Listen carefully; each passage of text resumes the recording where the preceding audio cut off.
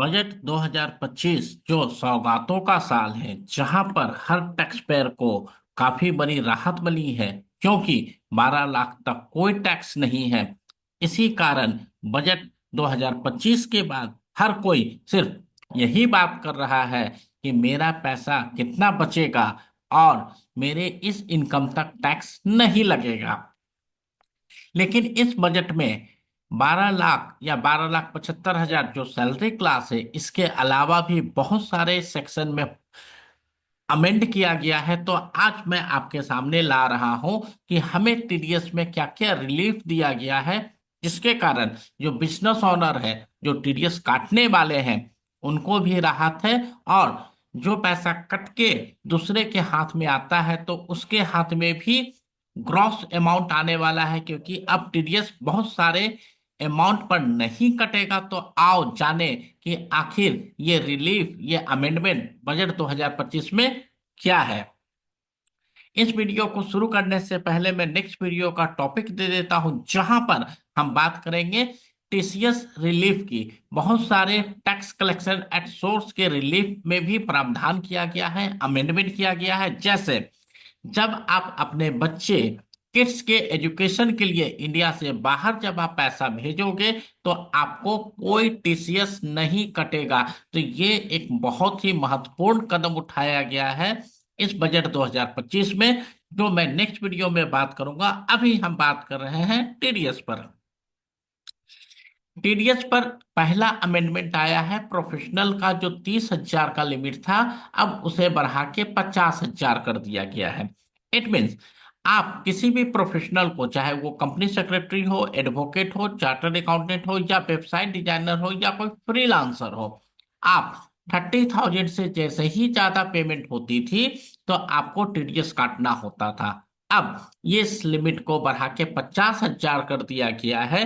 इसका ये मतलब है, आप एक बिजनेस ओनर हो और आप किसी फ्रीलांसर से काम करवाते हो, अगर उसकी बिलिंग पूरे साल भर में 50,000 से कम होती है, तो आपको टीडीएस काटने की जरूरत नहीं पड़ेगी। और इसके साथ ही उस फ्रीलांसर को भी ज्यादा से ज्यादा पैसा उसके हाथ में पहुंच जाएगा। रेंट, आप कोई बिजनेस कर रहे हो और आपने शॉप, फैक्ट्री, गोडाउन या ऑफिस रेंट पर रखा है, तो पहले ये लिमिट 2,40,000 पूरे साल का था, या यूं कहें 20,000 रुपया महीने का था। लेकिन अब इस लिमिट को सालाना हटा के पहले मंथली कर दिया गया है, और इसकी लिमिट भी बढ़ा दी गई है। अब ये लिमिट हो गया है 50,000 रुपया पर मंथ। मतलब जिस मंथ में आपका रेंट 50,000 से ज्यादा होगा, तभी आपको टीडीएस काटना है, अन्यथा नहीं। यहाँ पर लोगों का एक कंफ्यूजन है कि अगर मैं कोई रेसिडेंशियल प्रॉपर्टी रेंट पर देता हूं, तब भी कोई टीडीएस कटेगा या काटना पड़ेगा। तो ये जो सेक्शन है सिर्फ बिजनेस एंटिटी के लिए है, कि आपके पास कोई ऐसी प्रॉपर्टी है जो आप किसी को बिजनेस करने के लिए देते हो, तब ये सेक्शन अप्लीकेबल है। रेसिडेंशियल में 50,000 से ऊपर होने पर 5% का एक अलग से टीडीएस प्रावधान है। इसलिए आप रेसिडेंशियल देते हो तो ये सेक्शन आपके लिए अप्लीकेबल नहीं है।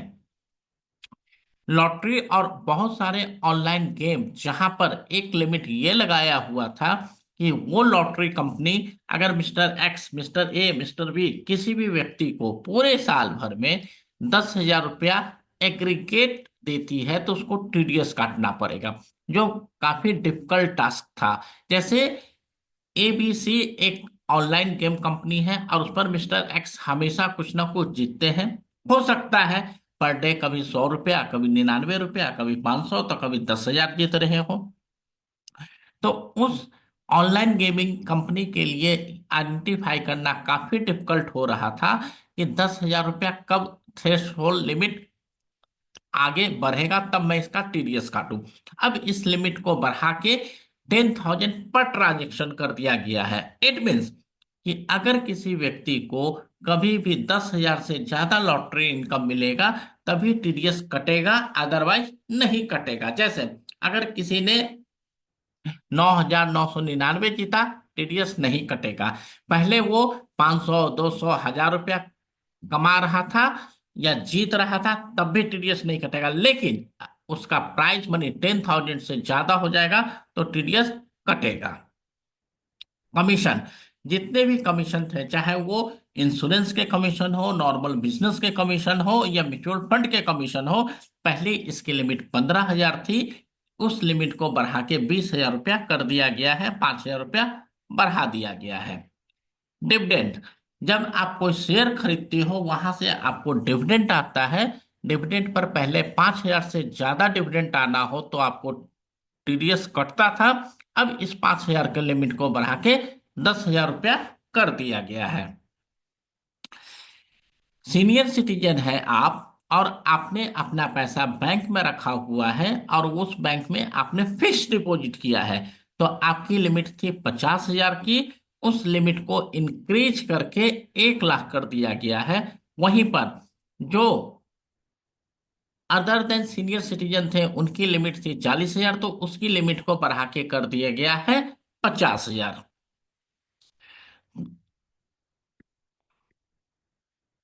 अब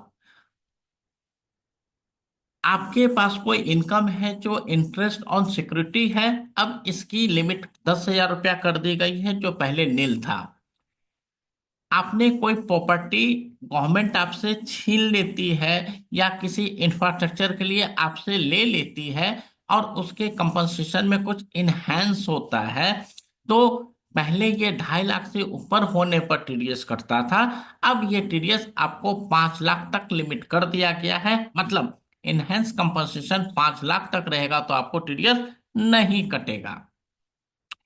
रेंट, जहां पर मैंने आपके सामने यह प्रस्तुत किया था कि रेंट 2,40,000 पर ईयर से हटाते हुए 50,000 रुपया पर मंथ पर किया है, तो इसका मैं कुछ एक्सप्लेनेशन दे देता हूं। मैंने 3 केस आपके सामने लिया। एक 20,000 या उससे कम मैं रेंट दे रहा हूं, दूसरा 40,000 रुपया पर मंथ दे रहा हूं, तीसरा केस 50 या 50,000 से ज्यादा दे रहा हूं। पहले केस में ना मुझे बजट से पहले टीडीएस काटने की जरूरत थी, ना ही बजट के बाद, क्योंकि बजट में ये था पूरे साल का 2,40,000, तो 20,000 रुपया पर मंथ 2,40,000 ही होता है, इसलिए बजट से पहले भी टीडीएस की जरूरत नहीं थी, अब बजट के बाद क्योंकि 50,000 रुपया पर मंथ हो ही नहीं रहा है। दूसरे सिनेरियो में जहां पर रेंट 40,000 रुपया पर मंथ था, तो इस बजट से पहले आपको टीडीएस काटना था, क्योंकि साल का जो लिमिट था वो 2,40,000 था और पूरे 12 महीने में 40,000 के आधार पर यह हो रहा था 4,80,000। लेकिन नए प्रावधान जो 1 अप्रैल 2025 से लागू होगा, यहां पर आपको टीडीएस काटने की रिक्वायरमेंट नहीं है। आप काटे, आपकी मर्जी है, लेकिन टीडीएस की कंपलसरी रिक्वायरमेंट नहीं है। और 40,000 तक आप टीडीएस नहीं भी काटते हो तो आपके ऊपर कोई पिनल एक्शन नहीं लिया जाएगा।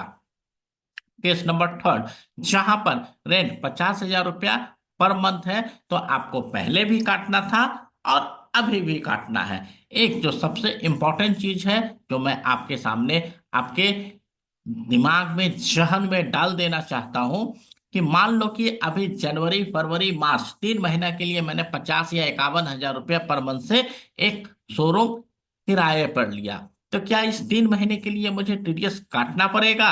तो पहले के सेक्शन में नहीं काटना था, बजट से पहले जो टीडीएस प्रोविजन था, क्योंकि पूरे 3 महीने में मेरा पूरा रेंटल एक्सपेंस 2,40,000 से कम हो रहा था, लेकिन अब इस बजट के अनुसार मुझे काटना पड़ेगा।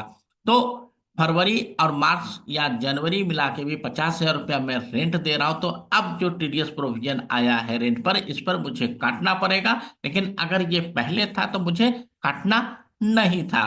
तो दोस्तों, उम्मीद करता हूं कि ये टीडीएस अमेंडमेंट का जो वीडियो है जो आपके सामने प्रस्तुत किया, जो इनकम टैक्स में बोला गया है, बजट 2025 में बताया गया है, वो मैंने आपके सामने रखा है। अगर टीडीएस से रिलेटेड कोई भी सवाल हो, टीसीएस से रिलेटेड कोई भी सवाल हो, बजट से रिलेटेड कोई भी सवाल हो, आप अपने सवालों को हमारे कमेंट बॉक्स में जरूर पूछें, वहां पर मैं आपके सवालों का जवाब दूंगा। जब तक दोस्तों, प्रणाम।